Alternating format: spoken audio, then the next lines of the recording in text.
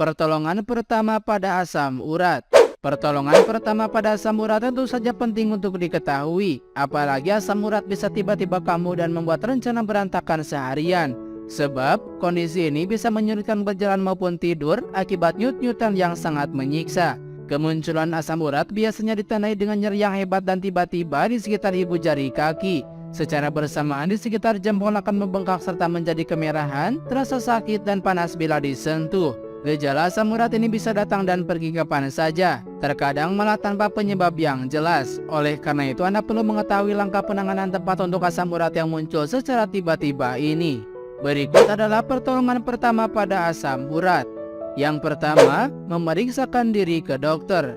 Pertolongan pertama pada asam urat yang paling utama adalah dengan pergi ke dokter, apalagi jika Anda belum pernah mengalami kondisi ini sebelumnya. Dokter akan terlebih dahulu memastikan kondisi asam urat dengan cara mengeluarkan cairan dari sendi yang bengkak, kemudian memeriksakannya di bawah mikroskop. Jika Anda positif mengidap asam urat, dokter akan meresepkan obat dan merekomendasikan perubahan gaya hidup.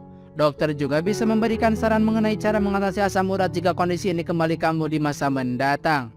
2. Menggunakan kompres dan beristirahat. Ketika asam urat terjadi secara tiba-tiba, hal pertama yang harus Anda lakukan adalah beristirahat. Untuk meredakan bengkak dan peradangan di sekitar jempol kaki atau bagian sendi lain yang terkena asam urat, Anda bisa mengompresnya dengan es.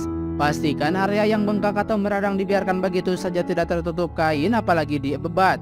Hal ini dapat menambah tekanan pada sendi sehingga rasa nyeri yang Anda rasakan bisa semakin parah. 3. Mengonsumsi obat anti nyeri. Mengonsumsi obat antiinflamasi non-steroid yang dijual bebas seperti ibuprofen juga dapat dijadikan langkah pertolongan pertama asam urat kambuh. Namun bila Anda memiliki masalah pada ginjal, sebaiknya Anda tidak minum obat ini maupun obat lain sebelum berkonsultasi dengan dokter. 4. Menggunakan obat yang mengandung steroid.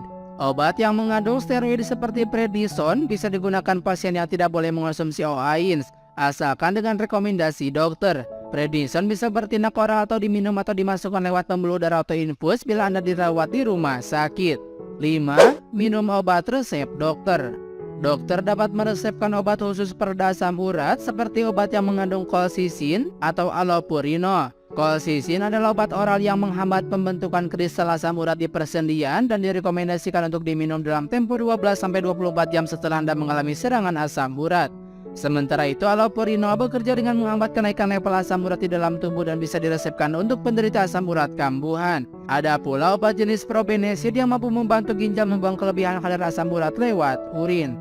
6. Mengubah pola makan. Ketika pertolongan pertama pada asam urat mampu meredakan gejalanya, pastikan Anda mencegah diri dengan mengubah pola makan.